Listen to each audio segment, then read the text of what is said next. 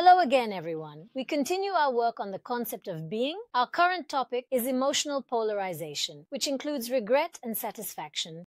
In order to fully examine the topic, especially to understand its financial foundations, we need to discuss a bit about the Backlund theory of the two scientists, Daniel Kahneman and Amos Tversky. Now, the prospect theory developed by these two scientists examines the choices individuals make in situations involving risk and uncertainty and investigates the reasons behind those choices. As you now know, the concepts of risk and uncertainty are distinct from each other. Risk defines the probabilities of the outcomes of potential changes in the future, and we can measure risk. Uncertainty, on the other hand, consists entirely of ambiguity and cannot be measured. According to this theory, individuals cannot act with complete rationality, as stated in traditional classical economic teachings. So they maintain their behaviors by making emotional decisions rather than rational ones. We call this bounded rationality. With this concept, people tend to choose a safer option that they believe is sufficient instead of the most optimal choice that would maximize their benefits. So how can I best explain this? Now, imagine someone who is a computer engineer and has worked at the same company for a long time. They want to give their career a new direction. It's going like this. He is gathering information about different job opportunities. In the end, he finds himself stuck between two really good options. The first is a larger technology company. Here, there is indeed a higher salary. In the second scenario, the same company says, "Continue working with me, and I will increase your salary." He is thinking about his decision. He says that if he switches to a new company, he might continue with the prestige and good salary that come from working at a better firm, but I will have to learn new jobs there. I will have to acquire new skills, and if I fail, I will lose what I already have.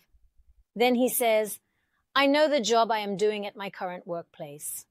I also have certain abilities. The owners of my company do not want to part ways with me. They will also increase my salary. So what should we do?" They say, "Let's prefer the safe harbor." This is exactly where the concept we call bounded rationality comes into play in our work. If this person had sufficient information to make a fully rational decision between the two options and had calculated all the outcomes precisely, the situation could have been entirely different. Generally, we humans tend to rely on our instincts rather than thinking logically due to emotional reasons, which are often rooted in a reluctance to take risks or listening to the suggestions of trusted individuals. What happened in the end? This person could have preferred to work for a larger company with a higher salary. He would find this option more financially attractive and might feel more advanced. However, what did he do? He wanted to take on less responsibility. If he had chosen to diversify his work experience at a new company, he might have gained greater career opportunities. In the future, what is he doing now? He is working at his old job, but at the same time, he is thinking, "Could I have missed a bigger career opportunity in my life by not choosing this?" And what is he experiencing? He is experiencing regret. In other words, individuals sometimes rely on their intuition and take shortcuts when making decisions, especially due to emotional reasons, if their knowledge about the subject is incomplete, or if the information they have is misinterpreted. Of course, what happens after a while? What do emotional decisions turn into? They turn into regret. Now, there is a definition of regret that I really love. Regret is the emotion we experience when we think that if we had done things differently in the past, our current situation could be better or happier.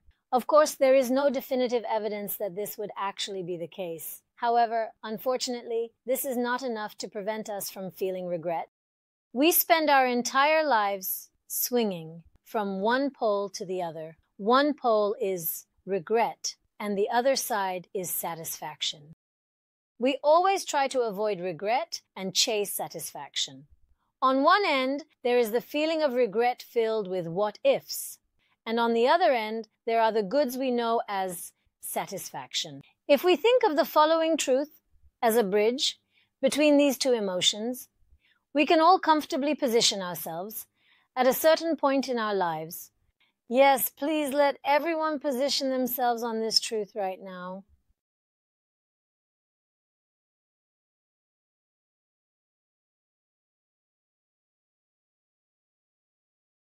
And imagine in your mind where this position should be. From expectation theory, we understand that this theory gives us limited rationality, leads to emotional decision-making, and insufficient information can hinder our ability to think correctly. I can provide you with many examples of regret and satisfaction. There is an important point here. As I mentioned, regret is something we create. We control the feelings and patterns of regret. In fact, there is not enough information here.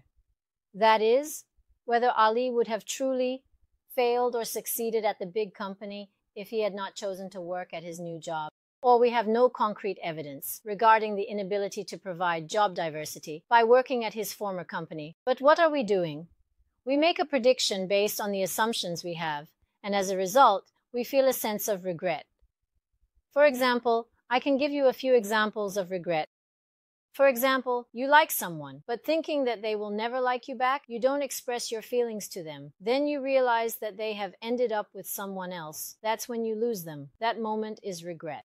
For example, you say no to a new career opportunity in another city just to avoid upsetting your family. This is a form of satisfaction. You didn't put in enough effort at school, and your colleagues who worked alongside you are achieving much better positions. This is regret. While everyone is working hard in a job, barely making ends meet from paycheck to paycheck, you are establishing a successful venture and ultimately achieving your financial freedom. This is a satisfaction. I can give you dozens of examples like this. However, contrary to what they think, neither absolute success, nor absolute wealth, nor absolute family or social circles can provide us with the satisfaction we desire. Our needs in nutrition, like the richness of nutrition, can only satisfy us if we can benefit sufficiently from all of it. Today, when I talk to many of my senior executive colleagues, most of them position themselves on the left side of this line, closer to regret. I am very surprised because they really have high achievements and competencies in their work. They are respected, earn good salaries, many of them have homes and cars, and they can go on vacations, but when you look at them, they position themselves closer to regret. I say this on their behalf because I ask them the reason for it. What they are saying is that in order to achieve success, they lament the life they have lost and the moments that have not been lived. Many say, I wish I had been less successful, but had a family, gotten married, or had the opportunity to spend more time with my children during their childhood. Those who can allocate their needs for work, personal life, and self-care correctly are closer to a level of satisfaction and tend to respond more rationally to losses. Let me share a very close and recent example with you. He is both my friend and my client. He is quite successful. However, he got a good job and was working with a very good salary. But for some reason, things didn't work out. There was no spark. He couldn't perform at the level he wanted at work, and he was suddenly forced to leave his job by his employers. In fact, my client, who has a very high level of competence and skills, somehow had things not go well. It happens. After I learned this, I felt very sad for him. It was truly very sad for such a capable person to be forced to leave in this way, and to feel a sense of failure. Now, in my subsequent meetings, I asked him at what point he stood regarding this matter. He pointed out a point close to satisfaction for me. I was really surprised. With all that I had experienced, I had only managed to overlap it with regret. I curiously asked him the reason. He explained it as follows. He stated that his former job did not align with his perspective on life, lifestyle, understanding of time management, desires, and needs. And he mentioned that for this reason, he has not been able to reach the desired level of performance and has not realized his own potential. Just as no matter how good the seed is, if we do not cultivate it in the right soil, the right climate, and under the right conditions, we cannot get a yield from it. My friend's situation was exactly like this. Now I ask you how you are doing, and you said that you have agreed with a workplace that is more suitable for yourself and the lifestyle you want to live, and that you now have the ability to spend your time. realizing your own dreams. He also said, I have such good time management that I can dedicate as much time to my family and myself as I do to my work. I could really see that excitement in his eyes, that sense of satisfaction he desired, very clearly while he was telling it. Friends, what we call regret is a devilish mixture of action and imagination. In fact, we create our regrets. They are not imposed on us by others. We envision that a different choice we made in the past would have brought a more pleasant outcome in the present. This is our imagination. There is no definite proof that this will happen. Regret is actually completely under our control. This also varies depending on how often we invite it into our lives and how frequently we allow it to circulate around us.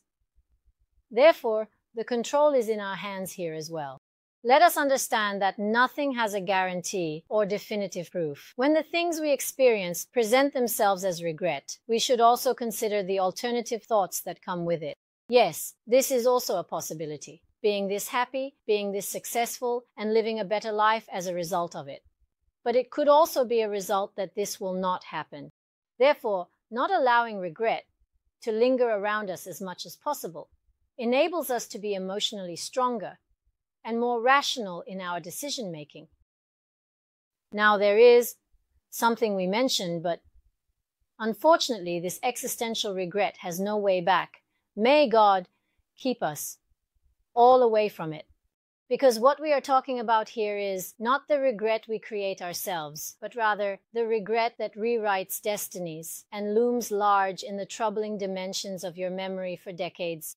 The concept of existential regret refers to the point when it is too late to change our minds about not having children, or when we allow our soulmate to leave due to trivial matters.